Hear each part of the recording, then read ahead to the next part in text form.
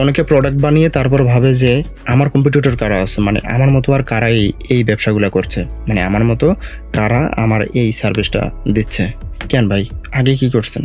আগে তো আপনার এটা দেখা দরকার ছিল। এটা বানাই ফেলছেন, এরপরে আপনি দেখতেছেন যে আর স্টারটেক তো অনেক বড় কোম্পানি, সে তো দুনিয়া কাঁপে দিচ্ছে, বাংলাদেশ পুরো বাংলাদেশ কাঁপে দিচ্ছে, আর আমি এটা বানাইছি। তাদের সাথে তো আপনি মার্কেটিংয়ে পারবেন না, না ফান্ডিংয়ে পারবেন না, কোনো কিছুতে পারবেন। তাদের সাথে আপনি পারবেন না তা আমি বলছি না, কিন্তু আপনি প্রোডাক্টটা বানানোর আগে আপনার রিসার্চ করা প্রয়োজন ছিল যে এরকম একটা মেগা কোম্পানি আমার কম্পিটিটর হওয়ার পর আমার কি করা উচিত। ওই ভাবনাটাই আপনি ভাবেন নাই, তাহলে আপনি কিভাবে আগাবেন? আপনি তো ব্যবসা লস করবেন, যা বানাইছেন সব লস, কারণ আপনি জানেন না, তখন আপনি হতাশ হয়ে এগুলা কেনা দামে বিক্রি করে দেবেন। কিন্তু আপনি যদি এই কেসটা আগে করতেন, আগে রিসার্চ করে নিতেন কে কিভাবে এই সার্ভিসটা দিচ্ছে, তারপর যদি আপনি একটা গ্যাপ বের করে ঠাস করে আপনি আপনার প্রোডাক্টটা লঞ্চ করতেন, তখন আপনি আসলেই আপনার ব্যবসায় গ্রো করতেন, বুঝছেন?